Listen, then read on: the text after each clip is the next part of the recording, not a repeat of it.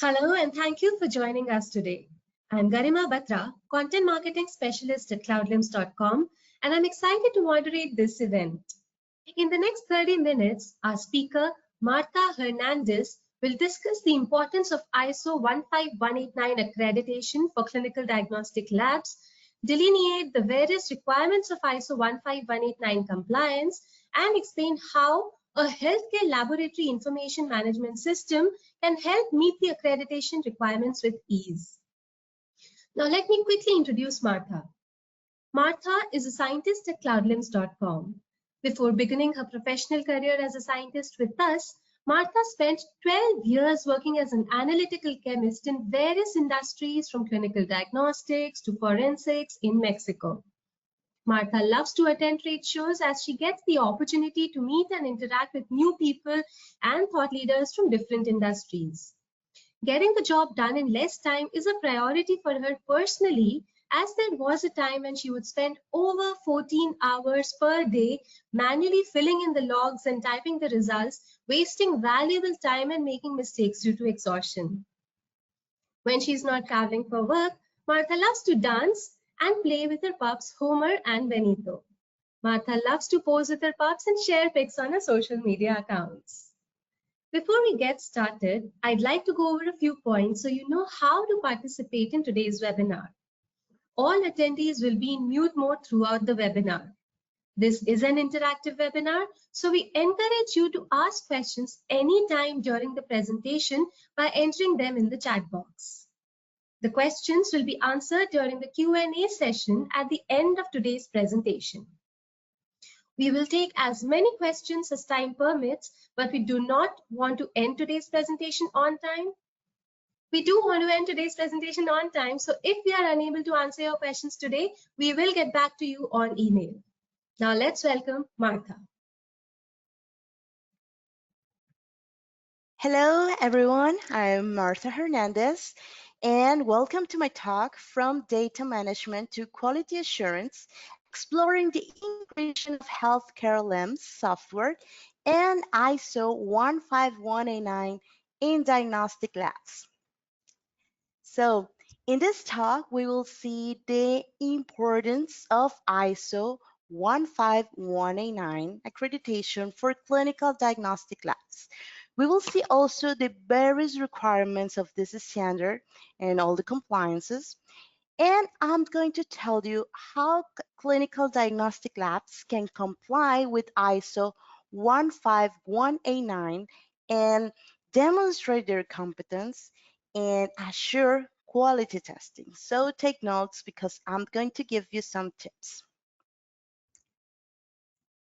Well, in the realm of healthcare, the clinical diagnostic laboratories played a pivotal role in providing accurate and reliable diagnostic services that aid in the patient care and treatment decisions.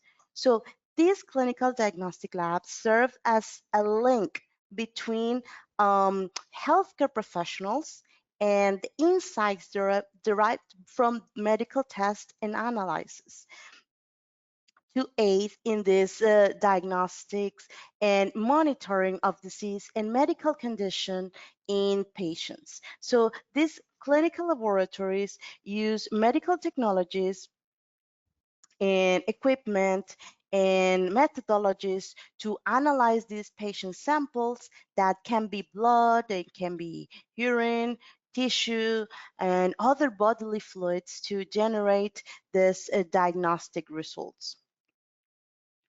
So these clinical diagnostic laboratories must employ skilled and trained professionals, including laboratory scientists, pathologists, medical technologists, and technicians as well.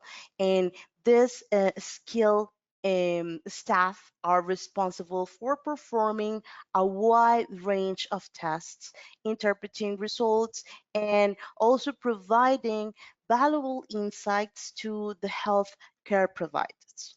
So this test can include a lot of science in the laboratory, including the clinical chemistry, the hematology, microbiology, immunology, molecular diagnostics, histopathology, genetic testing, among others. So the laboratory results that are generated from these facilities helps all the healthcare professionals in making accurate diagnosis.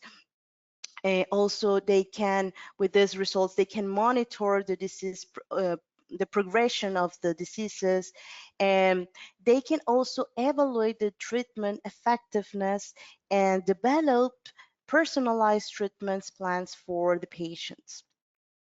So for all of this, that the vital and crucial there is the laboratories, the clinical diagnostic laboratories in the healthcare industry, well, ensuring the quality and competence of these facilities is of paramount importance. So the clinical diagnostic laboratories adhere to strict quality control measures and follow established protocols and guidelines such as ISO 15189 to ensure the accuracy and reliability of their test results. So what is this standard? What is ISO 15189? So this is an international standard that specifies the requirements for the quality and competence of medical laboratories. This was first published in 2003, and it establishes the benchmark for the level of quality that must be upheld in a precision medical laboratory, ensuring that they meet the highest levels of accuracy, of reliability, and patient safety. So this international recognized standard applies to a wide range of medical laboratories or clinical diagnostic laboratories, including these full service facilities, as well as specialized laboratories that they can be, well, of course, specialized in diagnostic testing. So why is this standard so important for clinical I'm sorry, for these clinical diagnostic labs?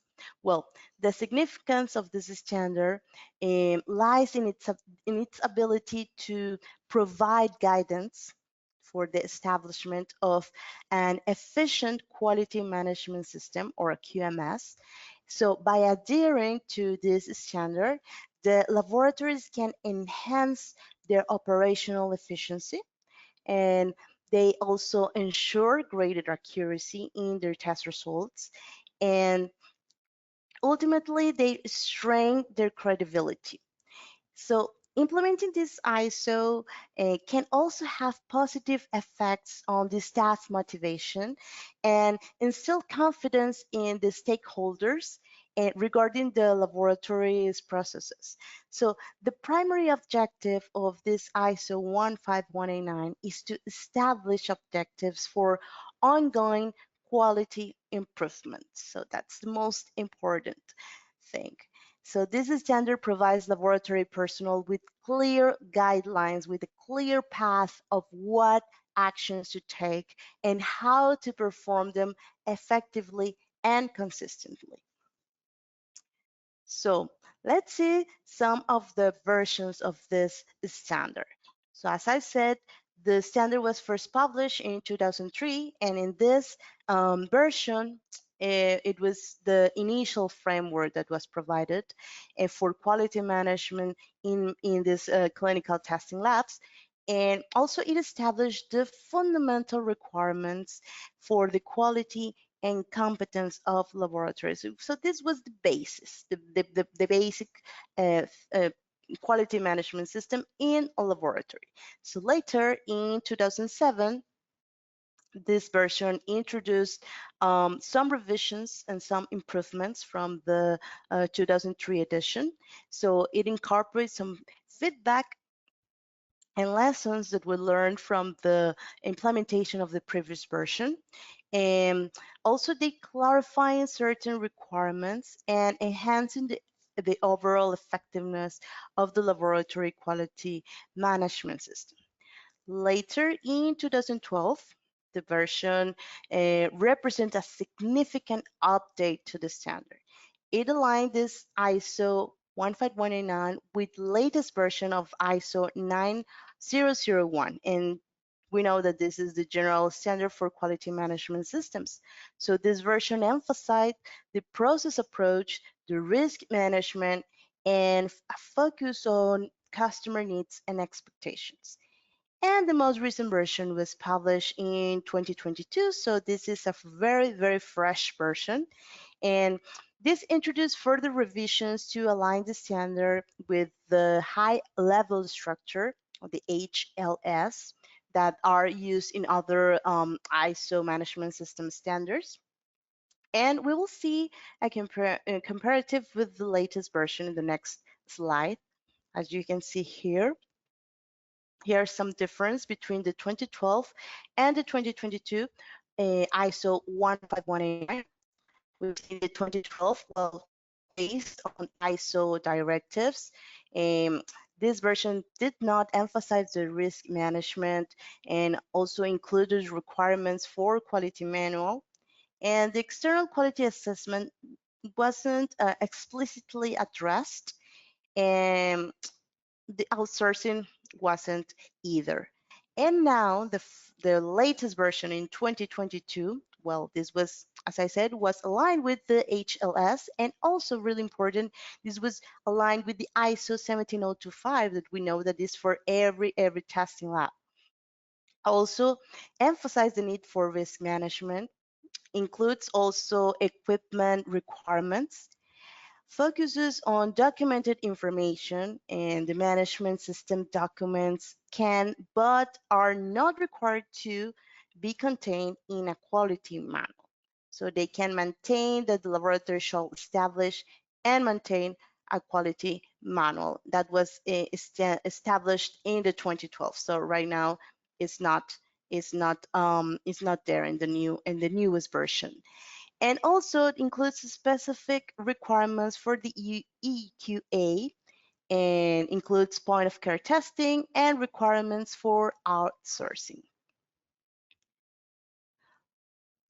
So let's see the requirements for ISO 15189 from the 2022 version, the freshest version, the newest. So in the clause 4 are the general requirements. So it speaks about impartiality, confidentiality, and requirements regarding patients. So in the part of impartiality, all the clinical diagnostic labs must demonstrate their impartiality in their operations and their decisions, and they must ensure that they are free from any conflict of interest or biases. So this impartiality, of course, applies to all the personnel that is involved in these activities, including from the management to the technical staff and any other individuals that are acting on behalf of the laboratory. So this is crucial. We know that this is crucial to maintain the integrity and credibility of the laboratory testing and results.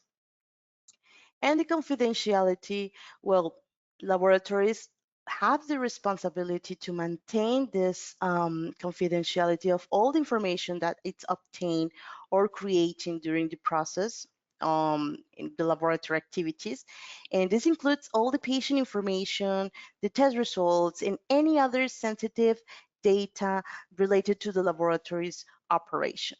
So, and regarding the requirements for patients, well, this includes specific requirements to ensure the rights and well-being of the patients in relation to laboratory services. This includes, for example, all the procedures to obtain the informed consents from patients for the participation in testing or research activities.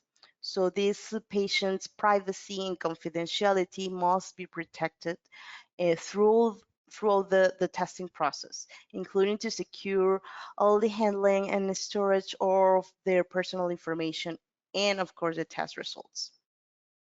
So the next clause is about the structural and governance requirements. So the laboratory should be a legal entity. They have to establish an entity, and they have to be recognized and authorized by relevant authorities. And this includes any compliance with any applicable laws, regulation, and licensing requirements.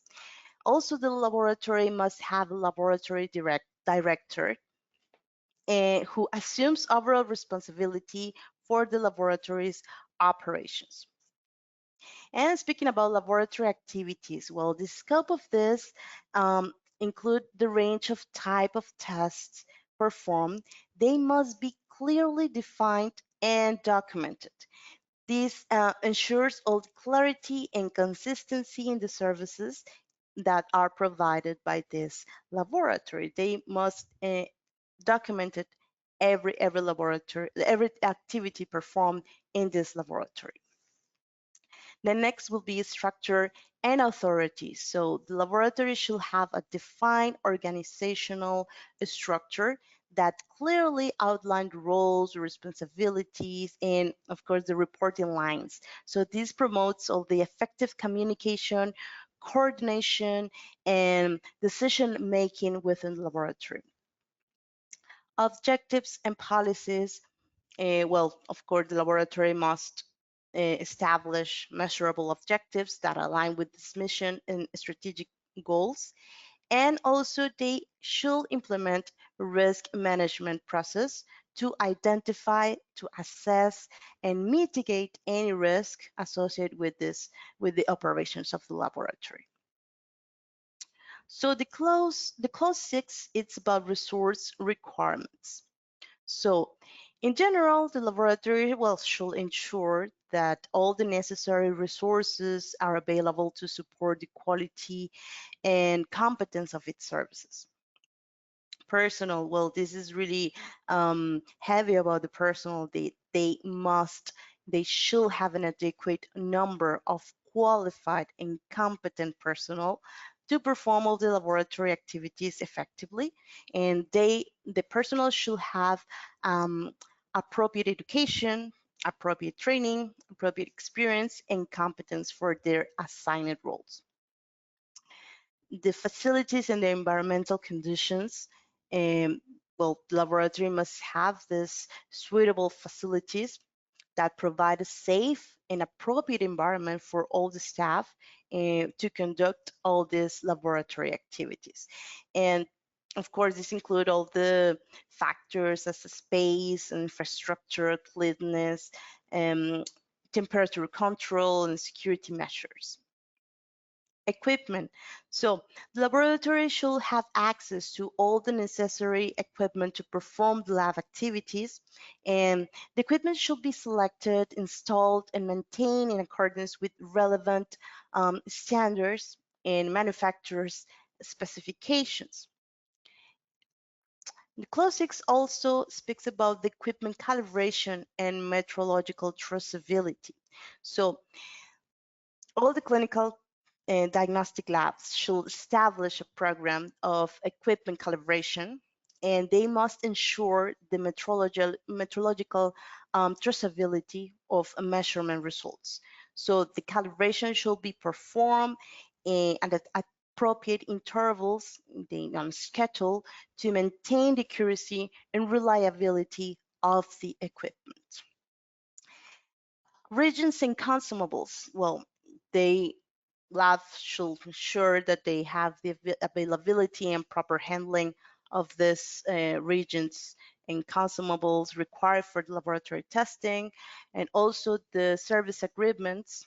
They have to they have this agreement should clearly define the responsibilities, requirements, and expectation for provision of services, and when they have externally provided products and services, well, the laboratory they must ensure that these products or services meet this specified requirements. So they should evaluate and monitor the performance of these external providers to ensure their competence and compliance with applicable standards.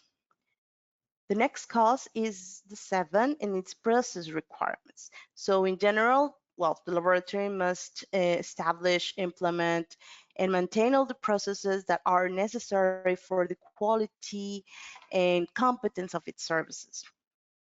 And this include all the pre-examination processes. So this cover all the activities that are related with the collection, identification, transportation, and handling of patient samples before testing.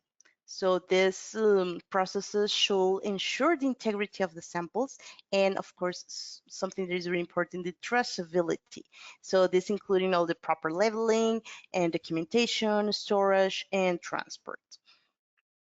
The next process will be the examination. So this involves the actual testing of the sample or the specimen.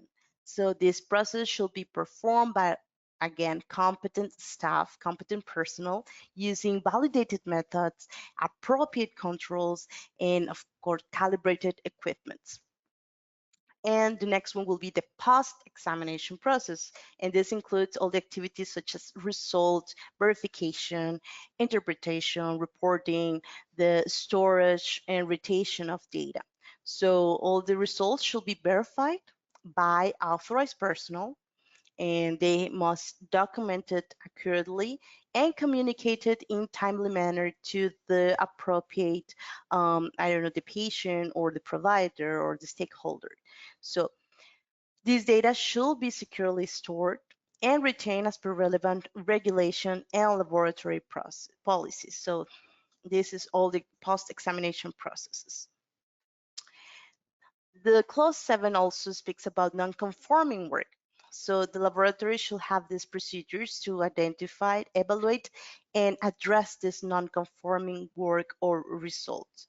So they has to investigate and make also corrective actions and preventive actions to mitigate the risk of and prevent, of course, the recurrence of these non-conformities. Also the control of data and information management. So they have to have robust systems and processes in place to control this and protect this integrity of data and information.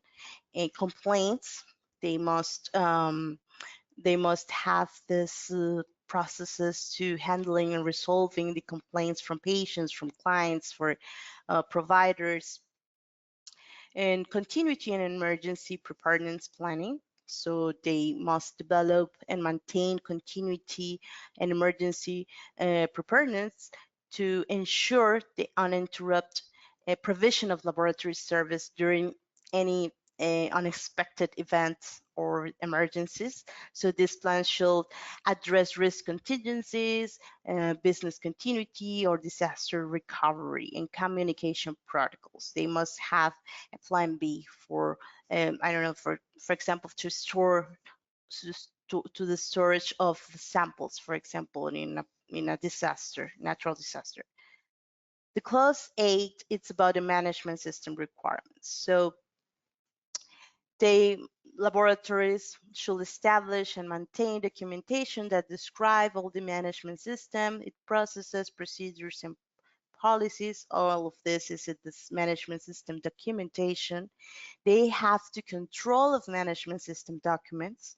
They have to ensure that the documents are up to date, are accurate, are accessible, and appropriately communicated to the personnel, and they have to control the records.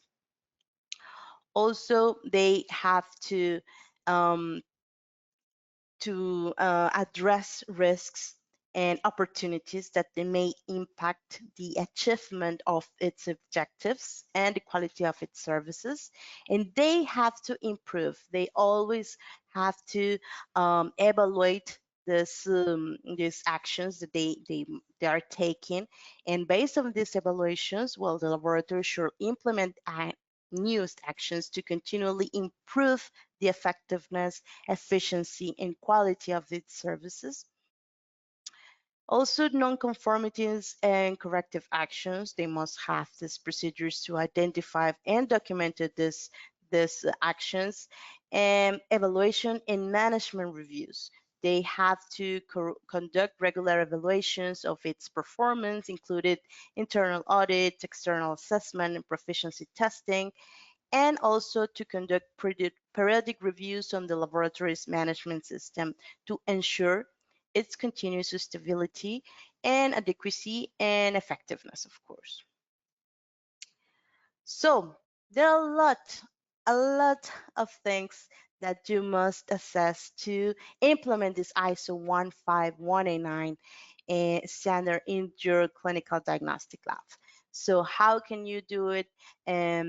Well, with ease. Well, LIMS can assist these laboratories in fulfilling in several requirements of this standard. Let's see how. First, well, labs can leverage an informatics tool such as LIMS to securely manage data. LIMS enforces the staff to authenticate themselves using a two-factor authentication mechanism, can be a one-time password and a password-based login for secure data access. So there's two-factor authentication is required when the staff is accessed through different devices. And well, this adds an additional layer of security to confirm that the first layer of security, that our login password, has not been compromised. And also, it locks staff accounts temporarily on account of multiple failed login attempts. So with the LIMS in place, the manual manipulation of data is not possible. Why? Well, because of the read-only audit trail. LIMS tracks all the laboratory activities, such as any changes made to documents, sample records, or test results, and even the login activities of the staff. So you have it here automatically on your audit trail. You don't have to cross date, cross hours.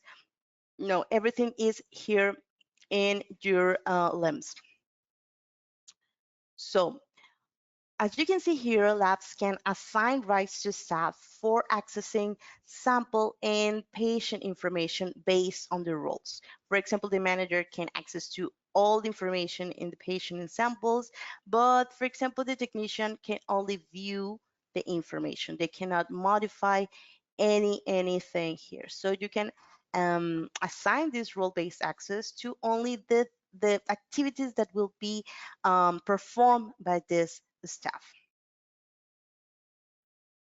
Also, LIMS manage the informed consent of patients along with the patient data. So you will have here all the informed consent of your patients, and you don't have to store it in boxes or in carpets. So you will have it here automatically in your LIMS with all the information of your patient.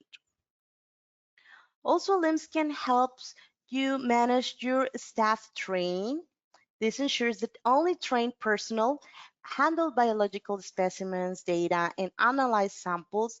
In addition, tasks can be assigned based on the evaluated competencies.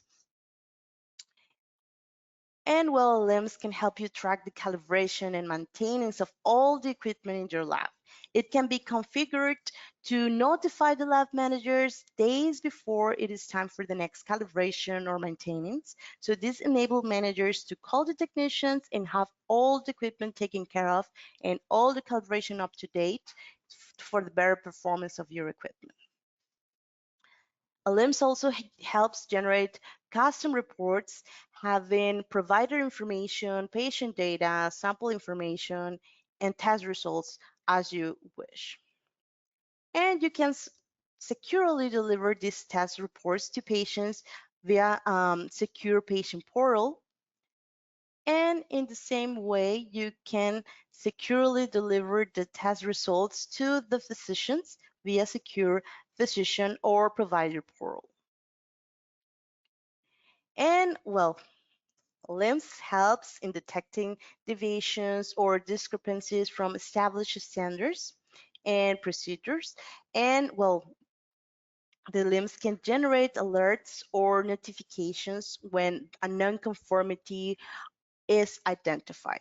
So this enable you to take action um, to take action here and to corroborate information, and well, also facilitates tracking and documenting the resolution of these nonconformities, ensuring proper corrective and preventive measures that will be implemented.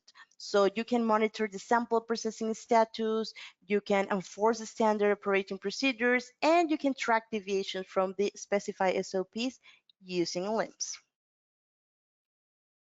And within the LIMS, a comprehensive control over both internal and external documents, and not only the SOPs, also the records, the quality management manuals, and you can effectively administrate it with this.